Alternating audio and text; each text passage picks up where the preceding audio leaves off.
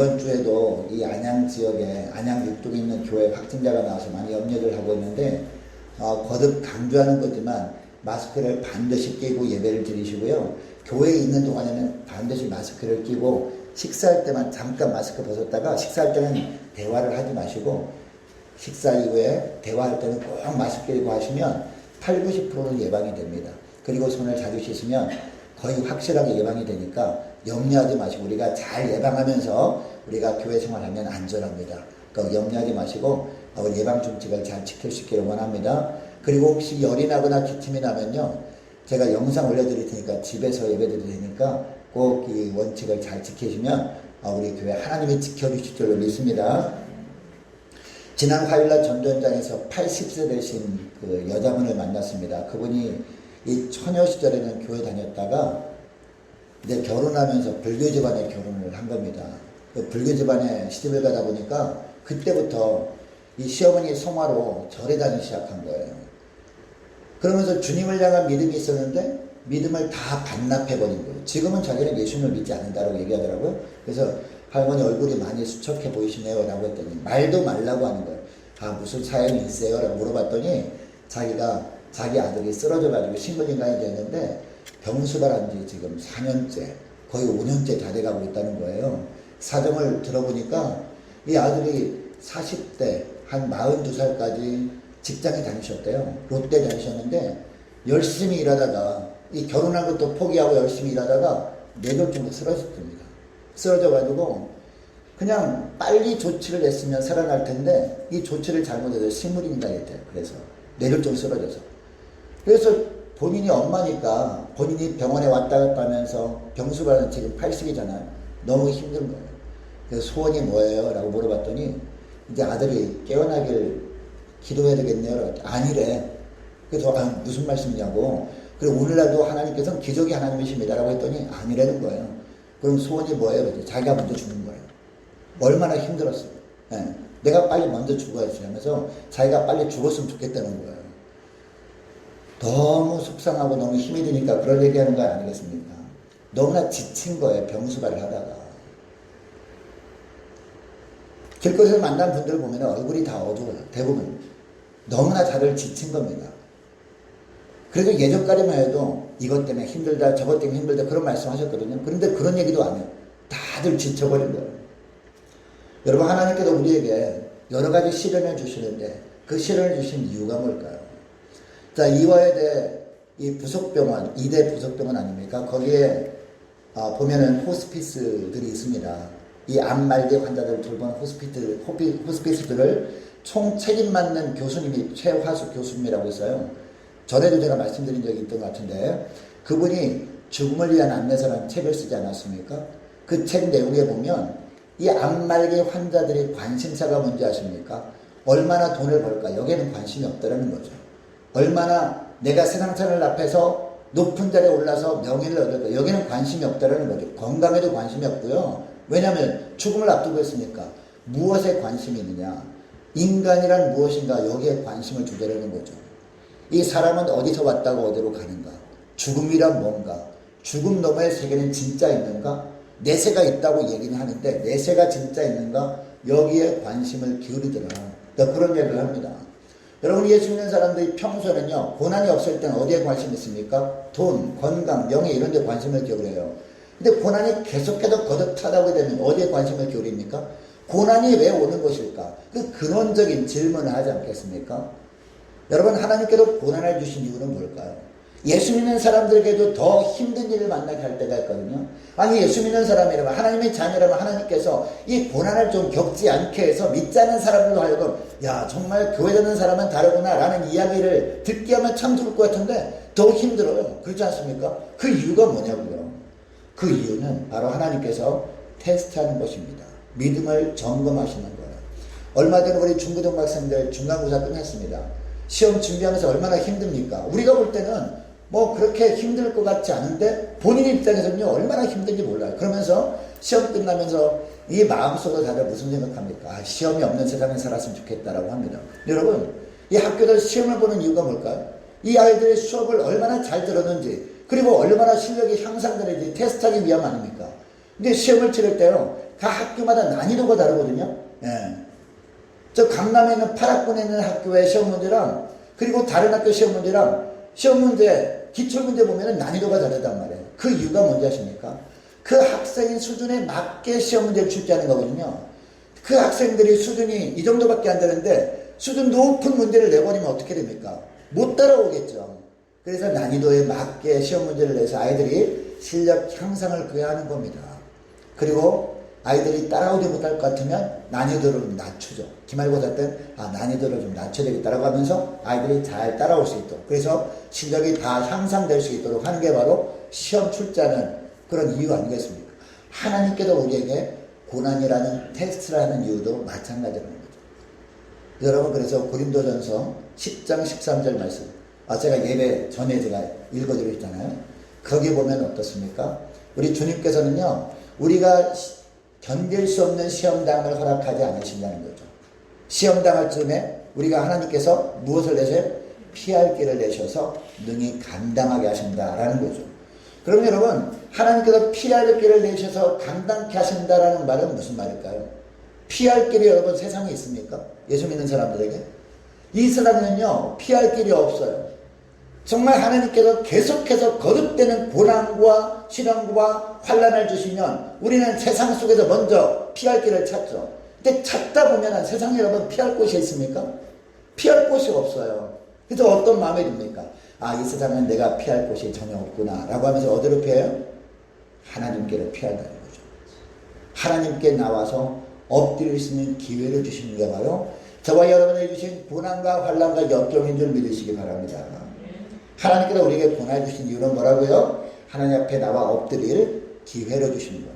평소 얼마나 기도 안 했으면 다급한 문제를 주셔가지고 예배 시간에 나와서 간혹 보면 기도하지 않던 분이 간혹가다 막 울면서 기도해요. 그러면 어떤 마음이 듭니까? 어떤 문제가 있구나라고 하면서 저도 그분을 위해서 더 간절히 기도가 나오더라고요. 하나님, 저는 모릅니다. 그러나 하나님이 아시죠? 어떤 문제가 있는지 아시죠? 주님 만나주세요. 주님 도와주세요. 이런 기도가 나도 모르게 간절히 나오더라니까요. 그 기회로 하나님께서 주시기 위해서 하나님 우리에게 고난과 시련을 주시는 줄 믿으시기 바랍니다. 자, 우리가 지난 시간까지 시편 119편 말씀을 살펴봤잖아요. 119편에 보면 고난당한 것이 내게 뭐다? 유익이다 라고 하잖아요. 고난당하기 전엔 내가 그릇 행하였다라고 하죠. 그러나 고난당한 이후에는 내가 바르게 행했다라고 합니다. 그릇 행했다는 것은 뭡니까? 고난당하기 전에는 내 마음대로 살았다는 거죠. 내 인생을 내가 계획하고 내 뜻대로 막 살았다는 겁니다. 그러다가 하나님이 그냥 고난의 수렁에 딱 몰아넣으시면요, 여러분, 우리 뜻대로 살면 반드시요 사망의 길로 가게 되어 있습니다. 왜냐하면 우리는 앞을 알 수 없거든요. 앞을 알 수 없어서 우리는 고난의 수렁에 빠지게 되어 있다는 거죠. 고난의 수렁에 빠지게 되면 우리 어떻게 합니까? 그때서야 하나님께 나와서 기도하게 되는 것이죠. 네. 고난당하기 전에 내가 그렇게 행했더니 바로 그거죠. 내 생각대로 살다가 고난당하고 나니까 이제야 주님을 찾습니다. 그런 고백을 시편 119편에 했다는 거죠. 자, 오늘 우리가 읽은 본문 1절 말씀 보시거든요. 1절 말씀 보니까 내가 어떤 때 여호와께 부르짖었다? 환난 중에, 환난을 만났을 때 부르짖었다 라고 하고 있다는 거죠. 이 구절을 통해서 알 수 있는 사실이 있어요.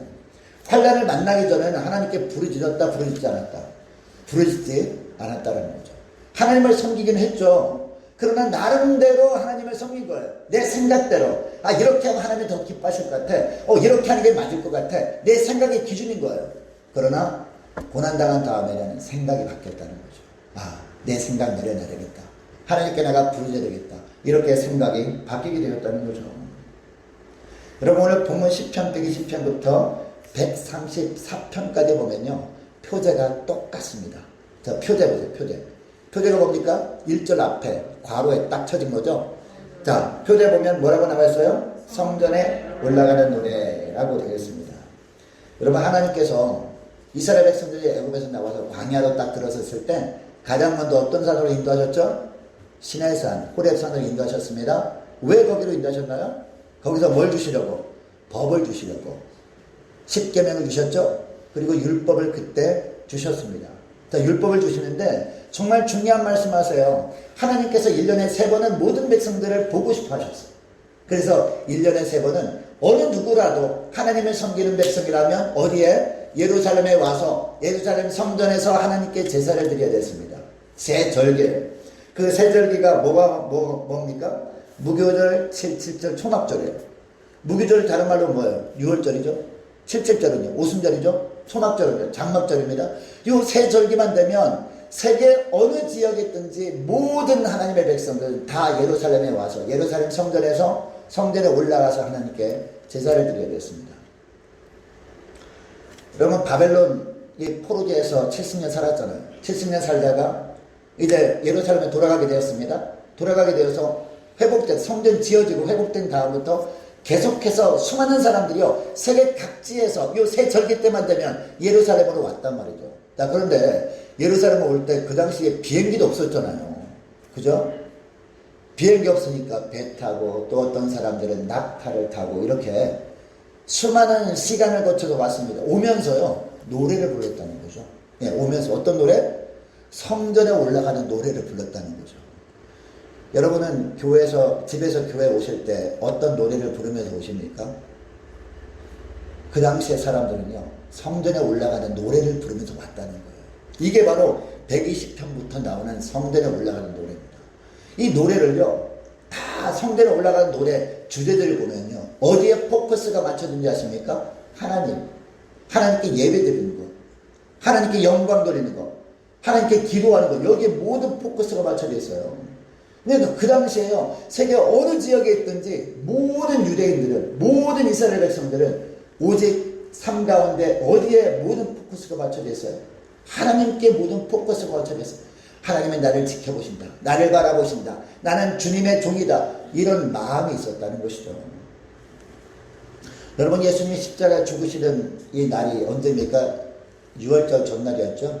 6월절 전날 예수님이 십자가를 지고 골고다 언덕에 오르십니다. 오르시다가 지치셨잖아요. 육신을 갖고 있던 그 당시였기 때문에 지치니까 쓰러졌어요.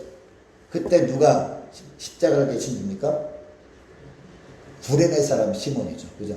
자, 구레네가 오늘날 어디입니까? 오늘날 북아프리카 이리오피아거든요. 자, 그러니까 이 구레네 사람 시몬이 유월절을 맞아서 성전에 온 겁니다. 그러니까 이 시몬이 누구예요? 이스라엘 백성들이었다는 거죠. 하나님의 자녀였다는 거죠. 자, 그러니까 저 먼 북아프리카에서 머나먼 길을 온 거예요. 네. 그러면 사도행전 2장에 보면 오순절날 성령 강림 사건이 나오죠. 그때 성령의 강력하게 임하니까 그때 마가의 다락방에서 기도하던 그 제자들이 어떻게 합니까? 문을 박차고 밖으로 나가지고 막 복음을 전하잖아요. 예수가 그리스도라고 막 전하고 다니고. 여러분 그때 방언으로 말씀을 전하죠. 방언. 근데 성경에 보면 난곳 방언이라는 표현이 나와요. 난곳 방언으로 말했다라는 의미가 무엇입니까? 거기에 오순절이 되니까 세계 각지에 흩어져 있던 모든 이스라엘 백성들이요 전부 다 이 성전으로 예배하러 나온 거예요. 거기에는요 메소포타미아도 있었고 로마에 살던 사람도 있었고 아라비아 살던 사람들, 너무나 많은 지역에 살던 사람들이 그 지역에 사용하는 외국어로 이렇게 복음을 전한 거예요. 그러니까 자, 그러니까 베드로가 말씀을 전합니다. 근데 아라비아 사람은 아라비아어로 들린 거예요. 로마 사람은 로마어로 들린 거예요. 이런 현상이 나타났다는 거죠. 자, 오늘 우리가 읽은 시편 120편부터 134편까지 이 시편 찬양을 부르면서 수많은 지역에서 왔다는 겁니다. 이 성전에 올라가는 노래를 부르면서 왔다는 거죠. 자, 그만큼 그들의 마음은 온전히 하나님의 전을 향해 있었다는 겁니다. 여러분, 저와 여러분도 정말 예수 믿는 사람이라면 날마다의 삶 가운데 어디에 무슨 초점이 맞춰야 됩니까? 하나님께 초점을 맞추며 살아갈 수 있기를 축복합니다. 우리가 교회에 올 때뿐만 아니라 날마다 우리가 콧노래를 흥얼흥얼 하는데 무슨 뭐 세상 노래 흥얼거리지 마시고 임영웅이가 부른 트로트 거기에 신경 쓰지 마시고요. 주님을 찬양하는 찬양을 날마다 하며 살아갈 수 있기를 원합니다. 왜냐하면 우리가 어떤 존재예요? 성령에 구하는 전 아닙니까? 성령에 구하는 전으로서 우리가 어떤 노래를 하며 살아야 됩니까? 주님을 찬양하는 찬양을 하며 살아갈 수 있기를 원합니다. 자, 5절 말씀해 보니까 자, 그 당시에 이 시인은요 어디에 살고 있었습니까? 예루살렘에 살고 있지 않았어요. 예루살렘 근교에 살고 있지 않았습니다. 5절 말씀 보시기 바랍니다. 5절 보니까 내색에 머물며 계달의 장막 중에 머무는 것이 내게 화로다 라고 하고 있습니다. 여기 보니까 어디가 나와요? 메색이라는 단어가 나오고 계달이라는 단어가 나옵니다. 자, 이걸 보면요, 이 메색과 계달은 어떤 곳이냐? 메색과 계달은 우상 숭배하는 이방인들이 사는 지역이었단 말이에요. 당시 우상을 숭배하는 사람들은 여러분 하나님의 유일성을 인정합니까?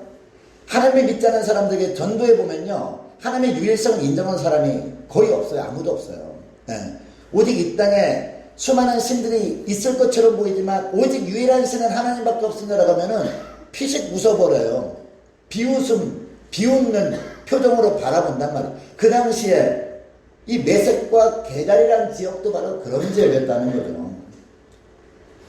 자기들이 섬기는 우상을 포함해서 이 땅에 수많은 신들이 있는데 그 수많은 신들 중에 한 신이 바로 하나님일 거라고 생각을 하면서 합니다.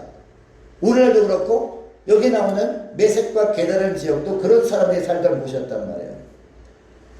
그러니까 여러분, 이 메색과 게달에 사는 사람들은요, 자기 나라에 그냥 어떻게 보면 땅을 빌려서 사는 사람들 아닙니까?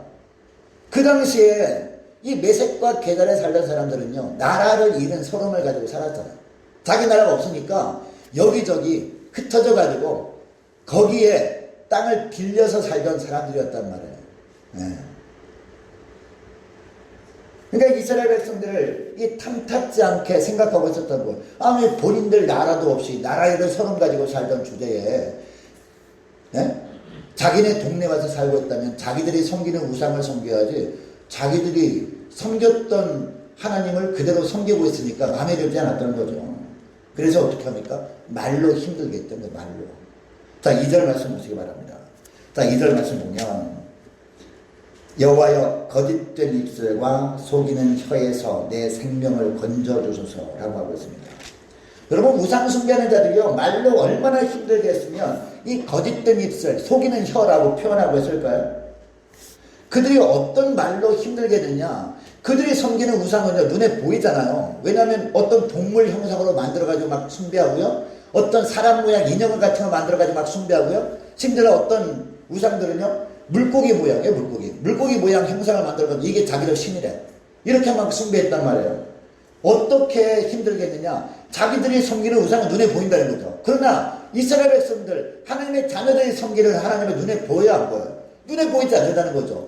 그러니까 눈에 보이지 않는 것을 믿는 어리석은 행동하지 말고 눈에 보이는 확실히 눈에 보이는 우상을 숭배하는 우리와 함께하자, 이렇게 막 힘들게 했다는 것이죠. 눈에 보이지도 않는 신을 믿는 어리석은 삶을 버리고 자기들처럼 눈에 확실하게 보이는 신을 섬기라, 이게 똑똑한 거 아니냐, 이렇게 힘들게 했다는 겁니다. 그래도 하나님을 믿는 믿음을 포기하지 않으면 어떻게 합니까? 하나님이 진짜 살아계시면 증거를 보여보라고 하죠. 오늘날도 마찬가지죠. 하나님이 정말 살아계시면 증거를 보여보라. 하나님이 진짜 살아계시면, 하나님이 진짜 너희들과 함께 하시면 지금 나라 잃은 소름 가지고 살게 하겠느냐?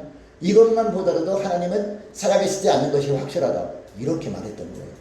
그 당시에 수천 년 동안 나라 없이 살았잖아요. 예. 그러다가 1948년 독립한 거 아닙니까? 그 이전에는 나라가 없었어요. 예.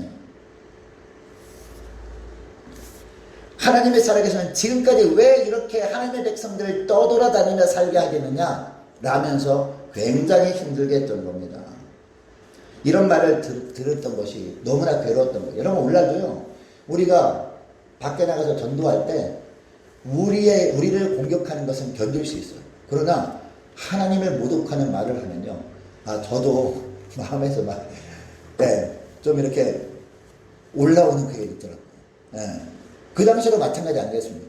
차라리 나를 공격해라, 왜 내가 믿는 하나님을 모독하는 말을 하느냐, 이런 생각이 들지 않았겠습니까? 이런 고난이 하나님께 나와서 부르짖게 만들었다는 겁니다. 여러분, 오늘날도 마찬가지입니다. 하나님께서 우리에게 고난 주신 이유가 뭐라고요? 가장 안전한 피난처인 하나님께 나오라는 사인인 줄 믿으시기 바랍니다. 이것을 기억하시고 날마다 하나님께 나와서 부르짖고 기도하는 저와 여러분 되시기를 축복합니다. 그때 부어주신 하나님의 축복을 받아 누릴 수 있는 저와 여러분 되시를 축복합니다. 그럼 여러분, 우리가 고난당할 때마다 하나님께 나올 때 그때 하나님이 주시는 축복이 있다는 거죠. 어떤 축복이 있느냐? 자, 오늘 본문에 보도록 하겠습니다. 첫째로 영적인 축복을 주십니다. 요한 3서 2절 말씀 우리가 잘 압니다. 내 영혼이 잘돼 같이. 먼저 영적인 축복을 주세요. 내가 범사에 잘되며. 그 다음에 육적인 축복을 주시는 거예요. 먼저 영적인 축복을 주시고 그 다음에 자동으로 우리가 덤으로 받게 되는 축복이 뭐예요? 육적인 축복이라는 거죠. 자, 먼저 어떤 영적인 축복을 주시느냐? 응답의 축복입니다. 1절 말씀을 다시 보시기 바랍니다. 1절 말씀 보니까 내가 환난 중에 여호와께 부르짖더니 내게 응답하셨도다 라고 하고 있습니다. 여러분, 이 구절에 보면 동사가 두 가지가 나오죠. 하나는 부르짖다 라는 동사예요. 또 하나는 응답하다 라는 동사입니다. 여러분, 부르짖는 것을 누가 부르짖는 거예요? 환난당한 존재가 부르짖어요.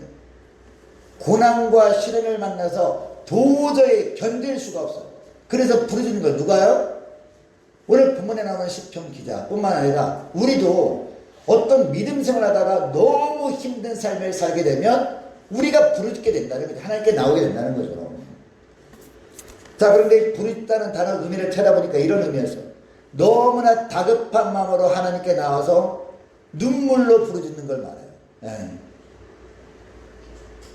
영어 성경에 보니까 cry라고 되어 있더라고요. cry. 부르짖는 걸 말하거든요. 예. 자, 그리고 또 응답하다는 단어 의미는 어떤 의미냐면 영어 성경에 보면 answer라고 되어 있습니다. 영어 사전으로 그 대답하다, 응답하다 찾아보면요, 두 가지 단어가 나와요. answer라는 단어가 나오고 그 다음에 또 하나는 reply라는 단어가 나와요. 근데 answer라는 단어와 reply라는 단어가 전혀 다른 의미더라고요. answer는 정답을 정확하게 말해주는 거예요. reply는요, 반응만 보이는 거예요. 내가 전화하면 전화만 받아주는 거예요. 여러분, 내게 필요한 것은 정답이에요. 근데 그 사람이 나에게 뭘 말해줬는데 정답을 안 말해주고 정답이 아닌 걸 말해줘요. 그러면 의미가 없잖아요. 그죠? 근데 answer는 뭐예요? 정확한 답을 말해주는 거예요. 근데 우리 하나님은요, 우리가 정말 환난과 시련을 만나서 하나님께 부르짖고 기도하면 하나님은 어떤 분이라고요? 단순히 그냥 응답만 하시는 분이 아니라 정확한 답을 말해주시는, 정확한 답을 제시해 주시는 분이다. 이것이 바로 영적인 축복이다라는 거예요. 예전에 그 텔레비전 퀴즈 프로그램을 본 적이 있는데요. 퀴즈 프로그램 보면은 이렇게 단계가 올라가지 않습니까? 단계 올라갈 때 보면요, 딱 한 번 전화 찬스를 쓰는 기회가 줘요. 예, 전화 찬스 쓰는. 너무나 힘든 문제. 근데 그 다음 단계 넘어가고 싶어요. 근데 그 문제를 답을 내가 모르겠어. 그러면은 전화 찬스를 쓸 수 있는 기회를 줍니다. 근데 전화 거는데 제한 시간을 줘요. 한 20초 안에 전화를 받아야 전화 찬스를 쓸 수 있거든요. 그러면 전화를 반드시 받을 만한 사람, 그리고 답을 알 만한 사람한테 전화를 해야 될 거 아닙니까? 근데 한 팀이 전화를 합니다. 20초 정도 전화 때르릉 하는데 20초 됐는데 전화가 안 받아. 전화 안 받아. 그럼 어때요? 바로 탈락하죠. 예. 그럼 다른 팀은요, 딱 전화했습니다. 전화했는데 전화 받기는 해요. 근데 이 사람은요, 이 팀은 그 사람한테 전화하면 이 사람은 정확하게 정답을 알 수 있을 것이다 라고 생각하고 전화했을 거 아닙니까? 근데 딱 전화를 받습니다. 근데 그 사람이 고개를 갸우뚱갸우뚱하다가 답을 딱 말했는데 오답을 말하더라고요. 그거 보고서 안타까웠어요. 저는 정답을 알고 있었거든요. 근데 또 한 팀은요, 전화를 합니다. 전화 받습니다. 정답을 말해요. 정답을 말하니까 저도 기쁘더라고요. 와, 답 맞췄네 하고. 그 다음에 넘어가더라고요. 네. 여러분, 이 차이가 있습니다. 아무리 전화를 받아도 정답을 말해주지 않으면 아무런 소용이 없는 거 아닙니까? 그죠? 이 땅에 사는 모든 사람들은요, 정답을 몰라요. 우리처럼 앞날을 알지 못합니다. 오답을 말할 수밖에 없어요. 이 세상에 많은 사람들을 우리가 찾아가서 대화를 하거나 어떤 상담을 하게 되면요, 물론 약간 도움이 될 수 있죠. 우리 마음의 위안이 될 수 있죠. 그런데 어떤 영적인 정답은 아니라는 거예요. 세상에 편안함은 줄 수 있어요. 그러나 하늘 평안은 줄 수 없다라는 거죠. 그러나 하나님은 주께 나와 엎드려 기도하고 부르짖고 기도하면 하나님은 정답을 정확하게 하시는 분이에요. 하나님은 응답하시는 분이란 말이에요. 이게 축복이라는 겁니다. 이게. 여러분, 그래서 시편 50편 15절 말씀은 이런 말씀이 나오죠. 환난 날에 나를 부르라. 네. 여기 부르다라는 것은요, 하나님께 나와서 부르짖으라라는 뜻이에요. 환난 날에 나를 부르라. 내가 너를 건지리니 나를 영화롭게 하리라 라고 말씀하고 있습니다. 여러분, 하나님께도 우리를 기도의 자리를 인도하시고 우리가 부르짖을 때 응답하시는 이유가 뭐죠? 하나님께서 영화롭게 되시기 위해서, 우리에게 응답하셔야 하나님께서 영화롭게 되시니까.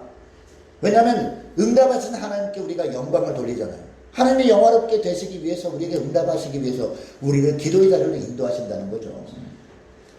여러분, 이것을 기억하시고 무엇보다도 고난당할 때마다 하나님께 나와 엎드려 기도할 수 있기를 축복합니다. 기도함으로 하나님께서 응답해 주시는 영적인 축복을 누리시기를 원합니다. 여러분, 이처럼 영적인 축복을 받는 거 너무나 기쁜 일이죠. 근데 영적인 축복만 있으면 재미가 없잖아요.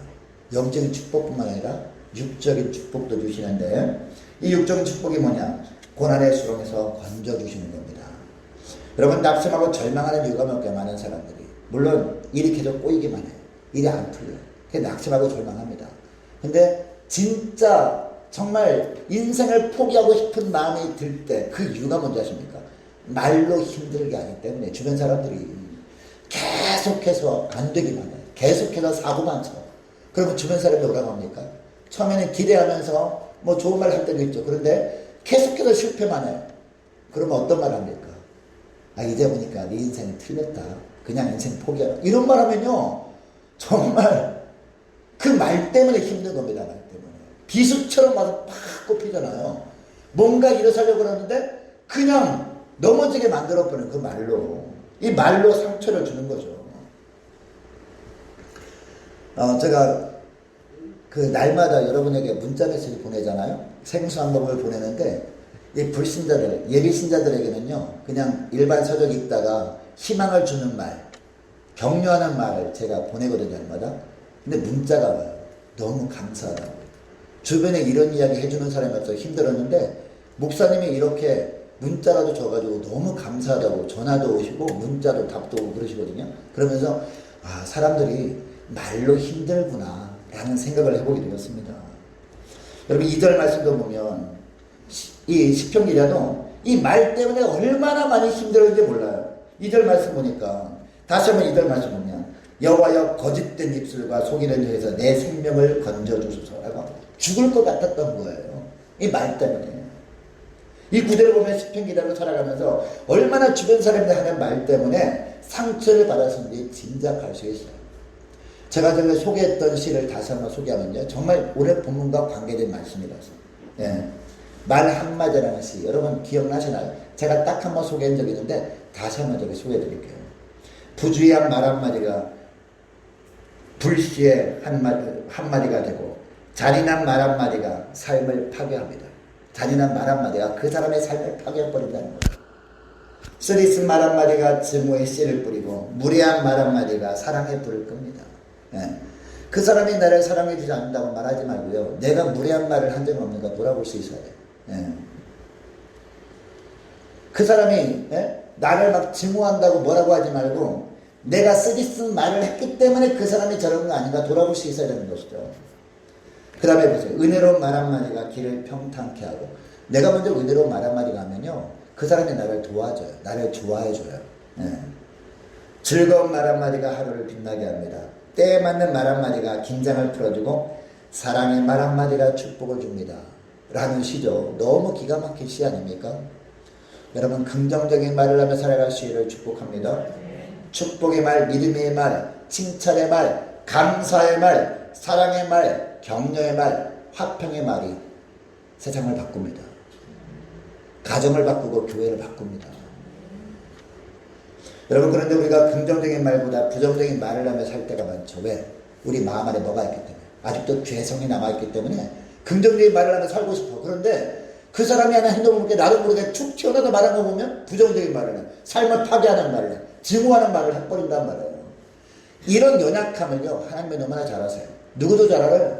마귀도 너무나 잘 알아요. 그래서 이 틈을 이용해가지고요, 자꾸 이렇게 격동하게 만든다. 환경을 만들어버린다는 거죠. 부정적인 말을 하기 위해서 사람들에게 상처를 주게 한다는 거죠. 상처를 받게 하기도 한다는 거죠. 그래서 우리는 어디로 피해야 돼요? 어디로 피해야 돼요? 하나님께 피해야 되는 거예요. 아, 나도 나를 믿지 못하는구나. 이 세상에 내가 피할 곳은 없구나. 그래서 하나님께 피해야 되는 거예요. 여러분, 누구나 인생을 살다 보면 어린 시절부터 우리 속에 말로 말미암아 상처받은 것들이 있거든요. 이 상처받은 것이 자꾸 쌓여요. 쌓이면 이게 어떻게 됩니까? 이게 임계점이 딱 그냥 지나잖아요. 그러면 누가 탁 무슨 말을 하잖아요. 그러면 딱 되돌려주면서 더 강한 말을 해. 그럼 어떻게 됩니까? 관계가 깨지고 가정이 박살나고 막 그렇게 되는 거예요. 예. 여러분, 이것을 주님이 아시지 않습니까? 그래서 주님께서 뭐라고 합니까? 수고하고 무거운 짐진 자들아 다 누구에게로 와? 내게로 오라. 내가 너희를 쉬게 하리라. 여러분, 우리가 말로 말미암아 상처받았으면 우리가 말로 말미암아 치유받아야 되거든요. 근데 세상에 누구도 상처가 없는 사람이 없단 말이에요. 그러니까 누구의 말로 우리가 치유받을 수 있어요? 상처가 전혀 없는 분 오직 한 분, 누구? 예수님밖에 없습니다. 주님의 말씀으로 치유를 받아야 됩니다. 할렐루야.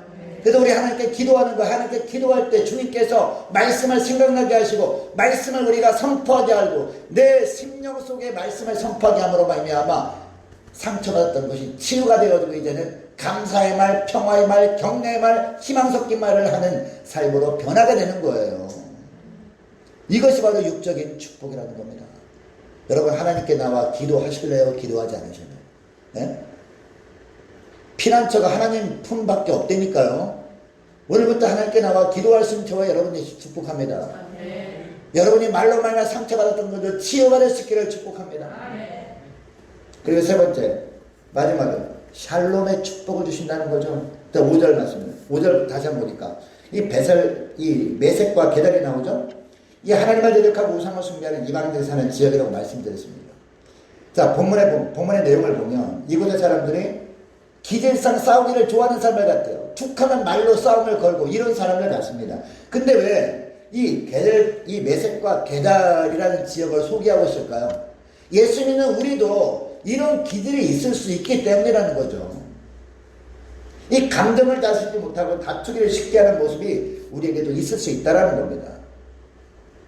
여러분, 야고보서 3장 14절 말씀 보면요, 이 독한 시기와 다툼은 세상적인 것이고 정욕적인 것이고 마귀적인 것이다 라고 이야기합니다. 그리고 6절 말씀에 보면, 자, 오늘 본문 6절 말씀 보시기 바랍니다. 6절 보니까 내가 화평을 미워하는 자들과 함께 오래 거주하였도다 라고 하고, 7절 보니까 나는 화평을 원할지라도 내가 말할 때에 그들을 싸우지 않는다. 화평이 뭡니까 여러분? 전쟁이 없이 평화로운 상태 아닙니까? 싸우지 말고 우리가 사이좋게 지내자라고 하는 것. 근데 5절에 나오는 이 메섹과 이 게달 사람들 어떻게 해요? 싸우기를 원했다는 거죠. 근데 뭘 깨달은 거예요? 시편 기자가. 아, 이 세상은 인간의 힘으로 화평을 이룰 수 없구나라고 하면서 하나님께 엎드린 거예요. 하나님께 엎드리니까 하나님께서 무엇을 주셨느냐? 이 시편 기자에게요, 하늘의 화평을 준 거예요. 이게 샬롬입니다. 지난 시간에 우리가 뭘 살펴봤죠? 편안함과 평안함. 두 개를 우리가 구분해서 살펴봤잖아요. 여러분, 편안함을 원하십니까?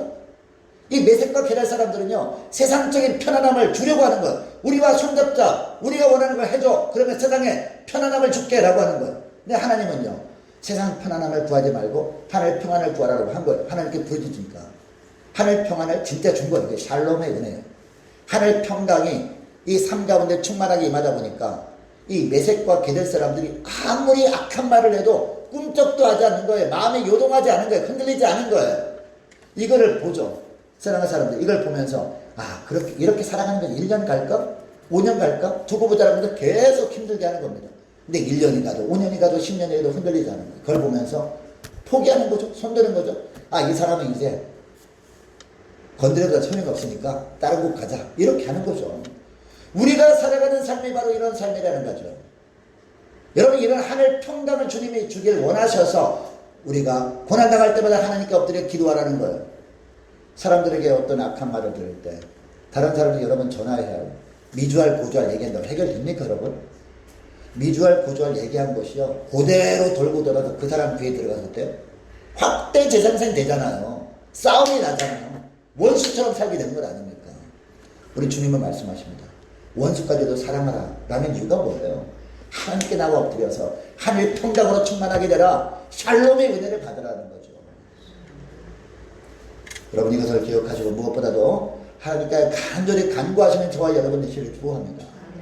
아무리 힘들고 어려운 상황 속에서도 인간의 방법으로 해결하려고 하지 마세요. 이 세상은 피난처가 없습니다. 오직 하나님만이 피난처예요. 하나님께 나와 간절히 간구함으로 말미암아 영적인 축복, 육적인 축복 더 넘어가서 하늘 평강, 샬롬의 축복을 풍성히 누리면서 이 세상에 하나님이 우리와 함께 하시고 우리와 동행하시고 하나님이 우리를 도우심을 보여주며 살아갈 수 있는 저와 여러분 되시기를 주 이름으로 축복합니다. 기도하겠습니다. 하나님 아버지